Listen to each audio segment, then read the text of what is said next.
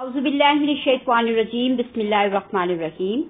Assalamu alaikum wa rahmatullah.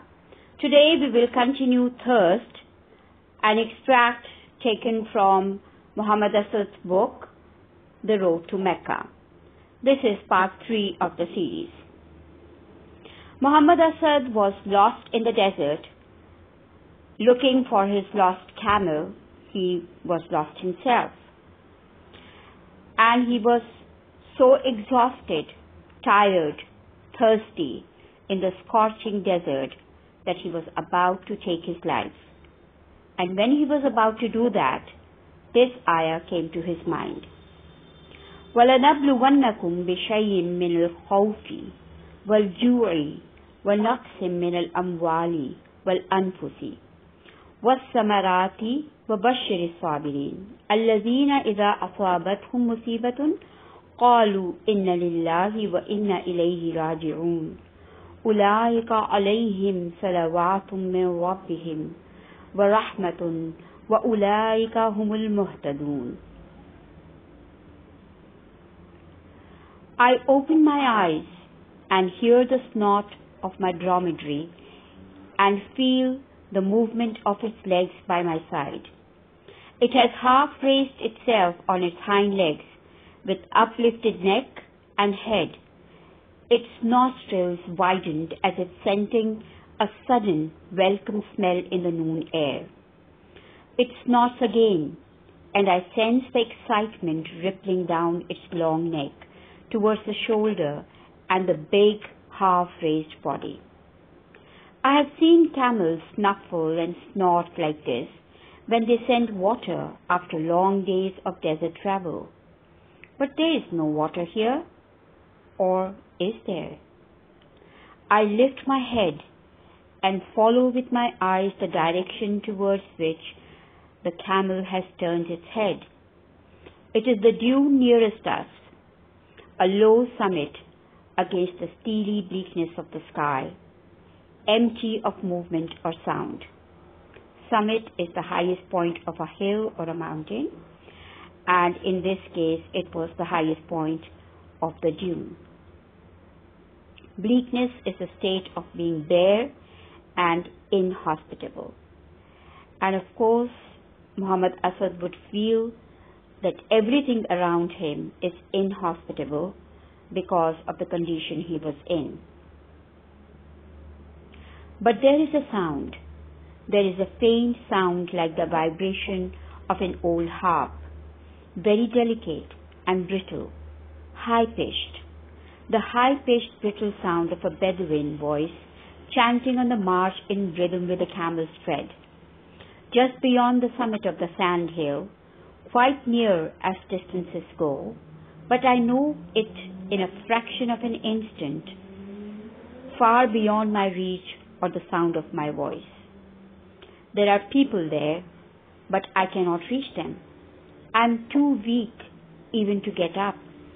I try to shout, but only a hoarse grunt comes from my throat. And then my hand strikes as if of its own against the hard butt of the carbine on the saddle, and with the eyes of my mind, I see the 5 good shells in the magazine. Now once again, he is touching his carbine, but this time not to take his life, but to catch attention of the travelers.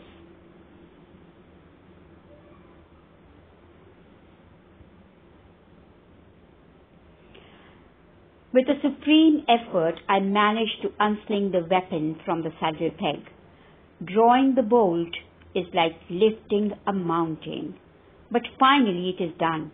I stand the carbine on its butt and fire a shot vertically into the air. The bullet whines into the emptiness with a pitifully thin sound.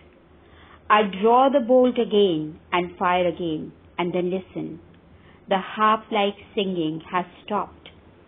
For a moment there is nothing but silence. Suddenly a man's head and then his shoulders appear over the crest of the dune, and another man by his side. They look down for a while, then turn around and shout something to some invisible companions.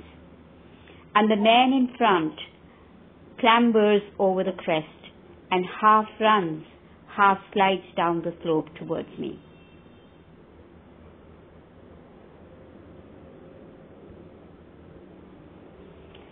There is commotion around me. 2, 3 men, what a crowd after all that loneliness, are trying to lift me up. Their movements a most confusing pattern of arms and legs.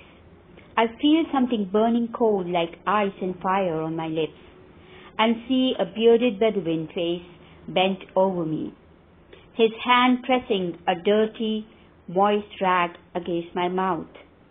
The man's other hand is holding an open water skin. I make an instinctive move towards it, but the Bedouin gently pushes my head back, dunks the rag into the water, and again presses a few drops onto my lips. I have to bite my teeth together to prevent the water from burning my throat. But the Bedouin pries my teeth apart and again drops some water into my mouth. It is not water, it is molten lead. Why are they doing this to me? I want to run away from the torture, but they hold me back, the devils. My skin is burning. My whole body is in flames. Do they want to kill me? Oh, if only I had the strength to get hold of my rifle to defend myself, but they do not even let me rise. They hold me down to the ground and pry my mouth open again and drip water into it. I have to swallow it, and strangely enough, it does not burn as fiercely as a moment ago. And the wet rag on my head feels good. And when they pour water over my body, the touch of the wet clothes brings a shudder of delight. And then all goes black. I'm falling down a deep well.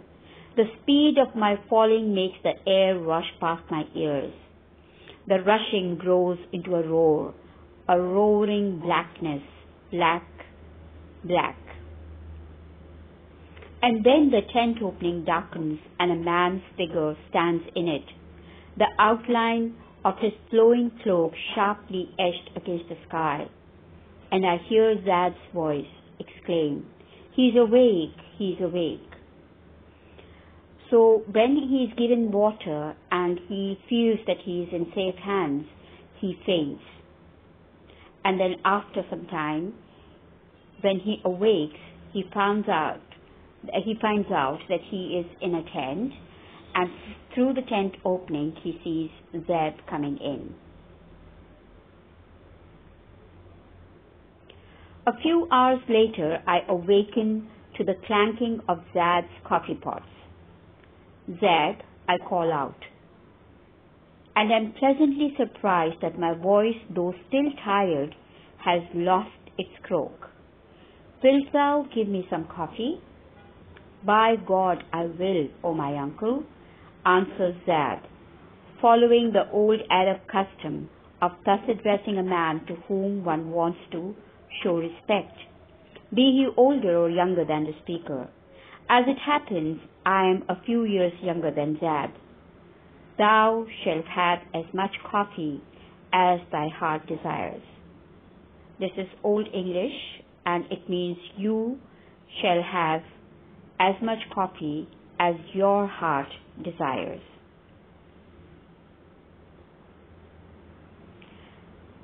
"Zed, is there some coffee left?" "At thy command, O my uncle," answers Zad. He rises without haste, the tall, narrow brass coffee pot in his left hand, and two minute, handleless cups clinking in his right, one for me and one for himself. Pours a little coffee into the first cup and hands it to me. "Tell me, Zad, where are we going tomorrow?" Zad looks at me with a smile. "Why, O my uncle?" "Towards Tama, of course."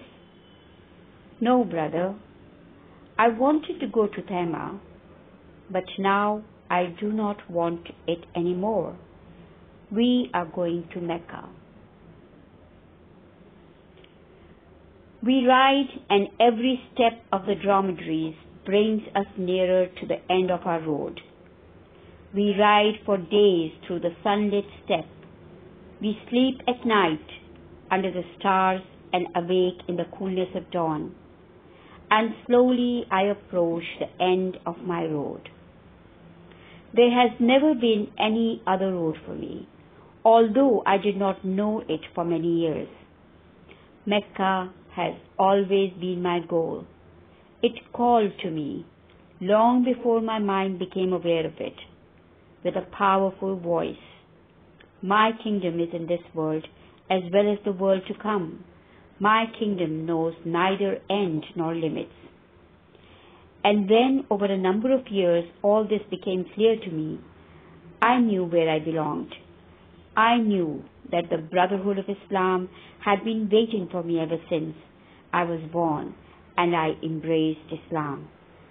The desire of my early youth to belong to a definite orbit of ideas, to be part of a community of brethren, had at last been fulfilled. So he finally reaches Mecca and accepts Islam.